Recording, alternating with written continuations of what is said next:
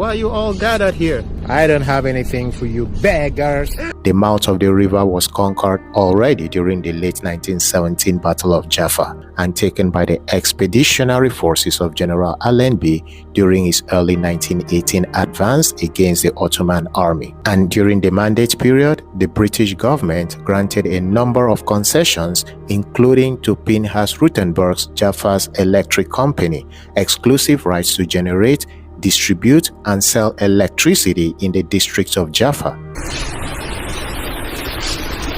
During the Iron Age, the Yarkon was the northern boundary of the territory of the Philistines. During the time of the Assyrian rule over the country, a fortress was built in a site known today as Tel Kudadi on the northern bank of the river next to its estuary. If person no one feed him elder, when the elder need food, in future, waiting the elder go see while sitting down, that person no go see while standing up. This was me in 2024 at the Yarkon River, feeding some ducks as a way to appease the gods of the river. I would appease you now every week. Eh? Alright, have a nice day. My mommy water, take care of him. Because as I see him mouth so, this one, him fit chop all this bread finish. This was also me in 2024, watching two guys do incredible road stunts above the Yarkon River. A lot of people enjoy watching the flow of this river. Some have even kayaked across this river, while some have picnicked at the banks of this river. But what if I told you that very few know the source of this river? Ladies and gentlemen, this is the story and the history of the Yarkon River. Join me as I take you to the source of this majestic river, and please, if you stick with us to the end and you actually enjoy this episode, kindly encourage us by following and subscribing to our page and channel. Thank you very much.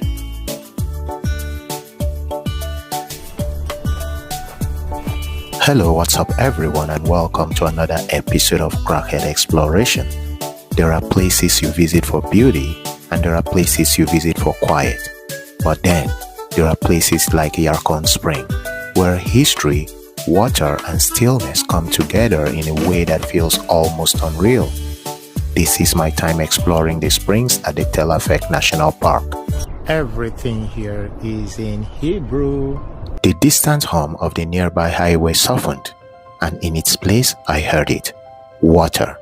Not crashing, not roaring, just flowing, calm, steady, ancient. The Yarkon begins here, clear, cold, and impossibly alive. As I walked closer, the air changed, cooler, heavier with moisture. There is something about springs. You can feel their presence before you see them. The ground seems greener, the trees taller, the light softer. Sunlight filtered through their leaves, scattering golden reflections across the surface of the spring, and then I saw it fully. A wide pool of water, where fish moved lazily beneath the surface. Dragonflies hovered just above it, and for a moment, I just stood there absorbing it. Why are you guys in one position? What is happening? Is there a party here? You guys are expecting food or something? Why are you all gathered here? I don't have anything for you beggars. I have nothing for you. Go and swim. Go swim.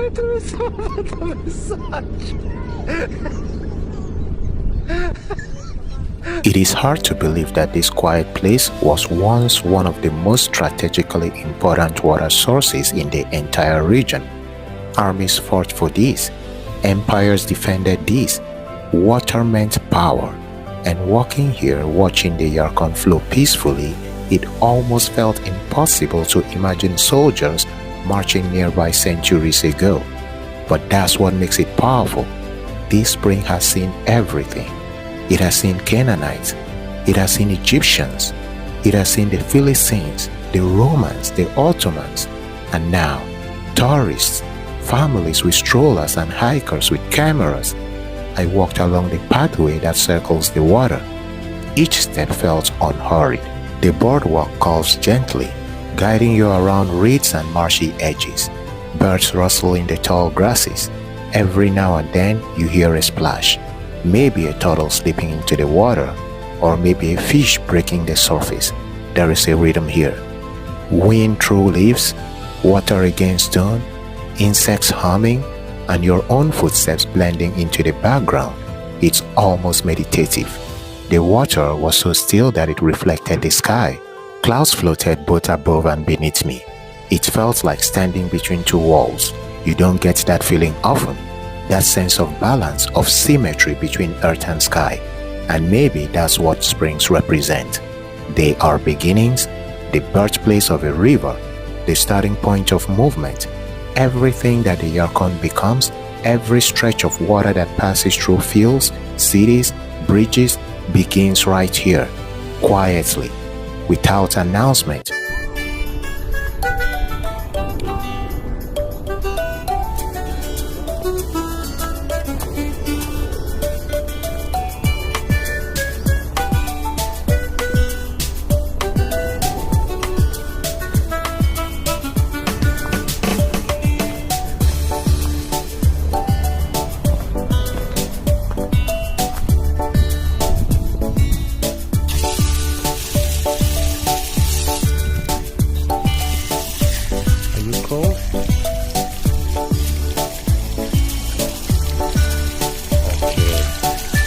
Very cold. What? Now you're hot?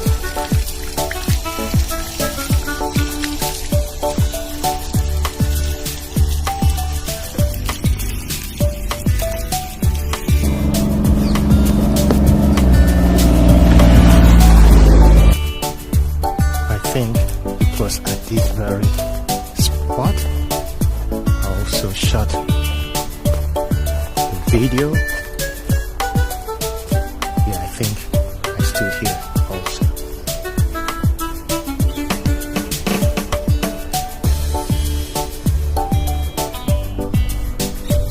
Further along the path, I found a shaded bench near the water's edge. I sat down and just listened. You can also sit here and have a nice view of the water.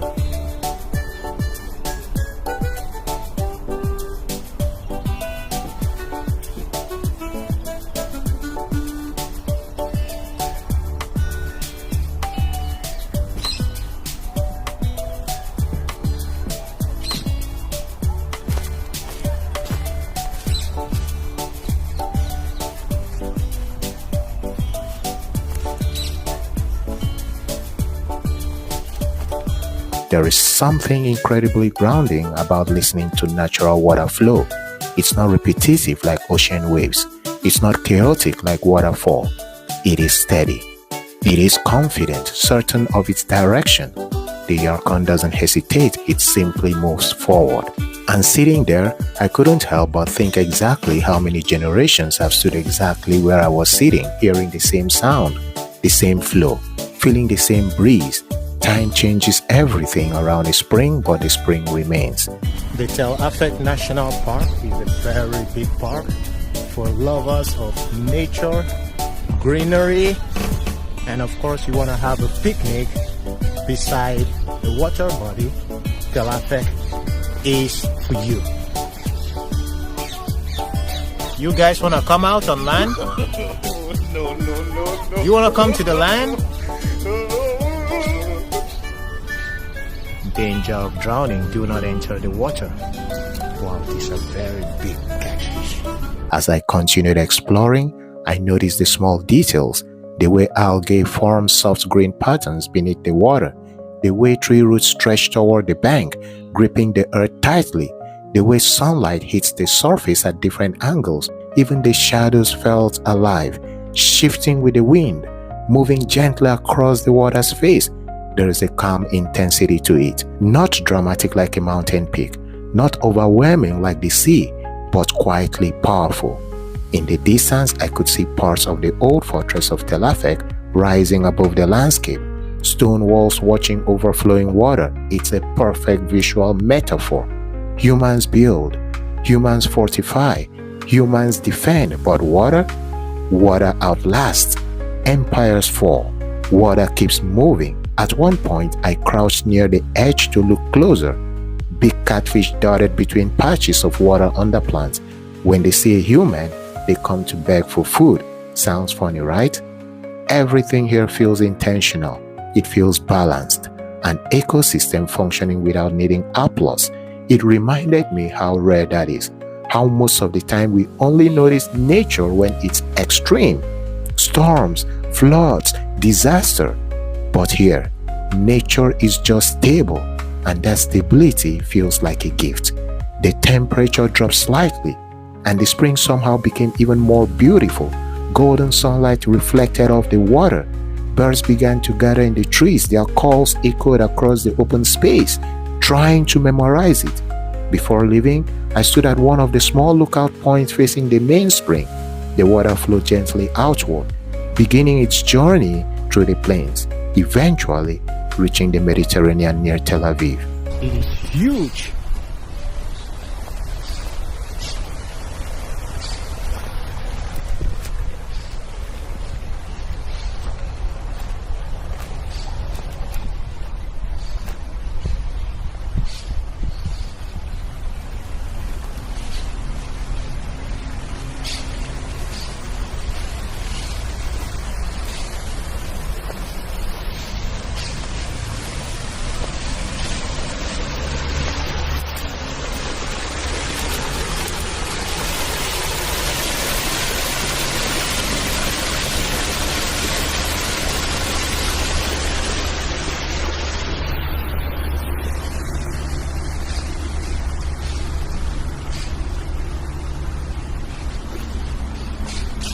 It was strange to think that this quiet pool is connected to the bustling life of the city, that the same water flowing peacefully past my feet will one day pass beneath highway and bridges, that everything starts somewhere small, somewhere quiet, no chaos, no urgency, just presence. And maybe that's what makes it so powerful. Exploring Yarkon Spring wasn't about sightseeing, it was about reconnecting with stillness, with beginnings, with the idea that even in a land layered with history and conflict, there are places where life simply flows, unbordered, unstoppable, steady. Some places don't need to impress you, they just need to exist, and that's enough. I'm just walking around looking for any convenient shop or restaurants. I am thirsty for cola or something sweet. I don't know if there happen to be any of such places here. Excuse me, is there any restaurant around here or shop where I can buy something? She said that there is a coffee place. Yeah, But, towards that direction? Yeah, something, but I don't think that it's open now. Okay, let me just walk towards that side. Thank you very much. Yes. By the way, where did I come from? I've been walking like zigzagly without tracking my bearings. Well, when I'm ready to leave, I'm gonna find my way.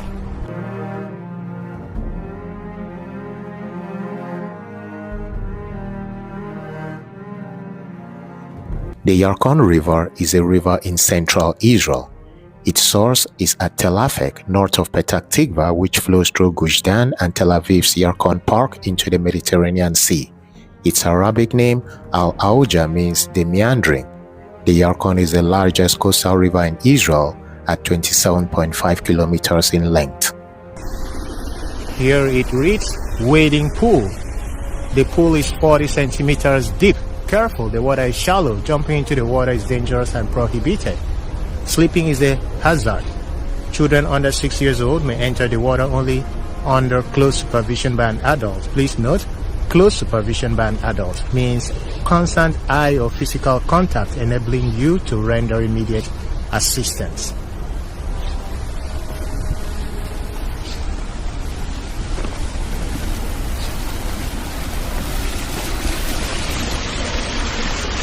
So no jumping, just walking. But where is the source of this water? Where is it coming from?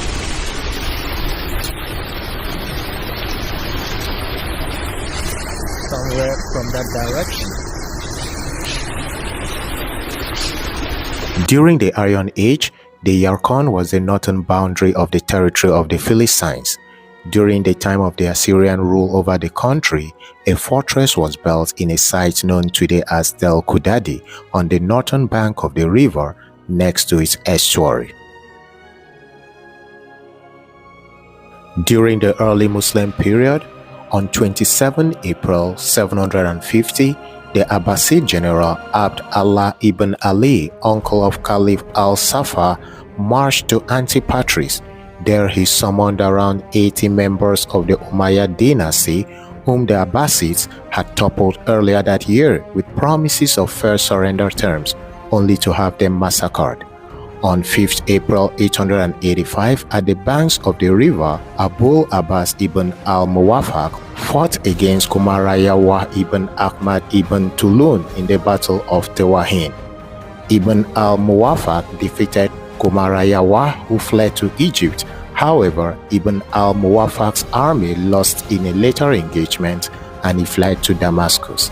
In 975, the army of the Egypt-based Fatimid Caliph al-Aziz defeated and captured the Aleppo-based Hamdani general Aftakin on the banks of Yarkon. Yeah, light the candles up. We made it here again.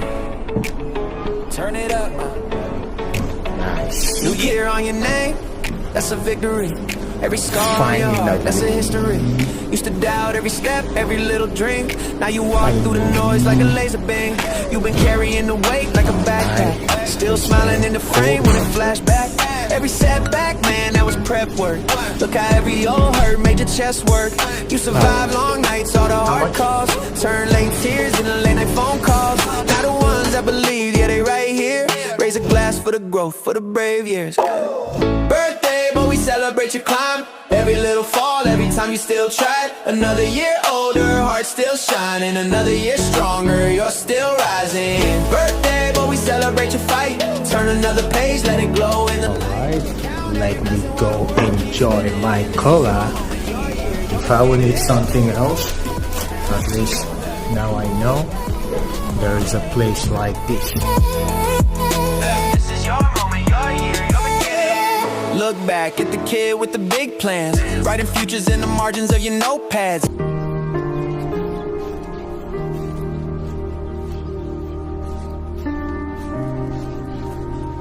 In World War I, the Arabic name of the river, Al-Auja, is shared with Wadi Auja, another small stream that flows into the Jordan Valley north of Jericho.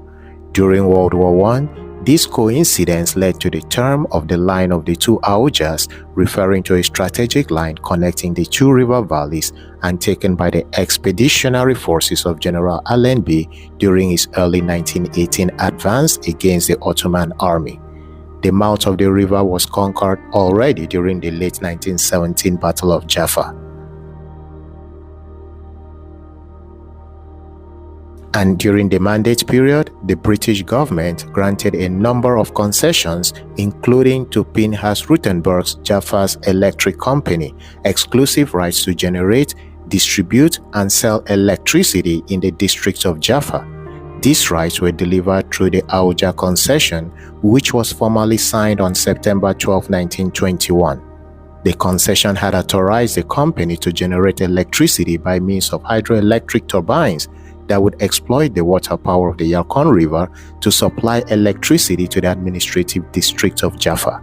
The district comprised Jaffa, the oldest and at the time still most important town in the area, the fast-growing town of Tel Aviv north of it, and other smaller locations.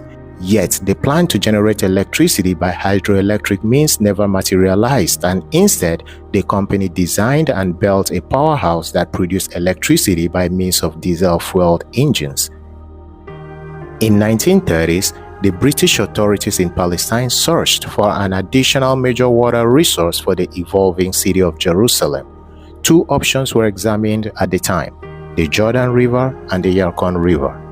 The Jordan River is closer to Jerusalem but located at a much lower altitude than the Yarkon River, and in order to bring the water up to the peaks of Jerusalem, a relatively complex technology will be needed to be used. Therefore, the British authorities decided to opt for the alternative Yarkon Jerusalem water extraction pipeline. Using water pumps placed in the springs which flowed into the Yarkon River, water was flowing up to Sha'ar HaGai and then through additional pumps into the city of Jerusalem. The Roshayin Springs were, during the period of the British Mandate in Palestine, the main and most important water resource of Jerusalem. They provided 13,000 cubic meters of water every day to the city residents.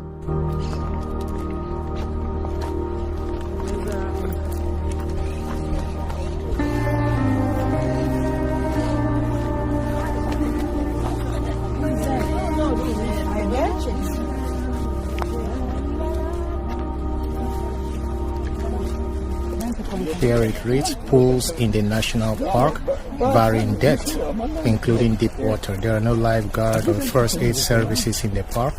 To protect nature and your safety, swimming is not allowed. Danger of drowning, danger of slipping. So I think we're done with this national park. It is a cool, cozy park, big, nice for families to hang out, spend a cool Saturday having picnic on this park. The river became increasingly polluted after the 1950s, many blaming this on the construction of the Reading Power Station, which is situated near its mouth.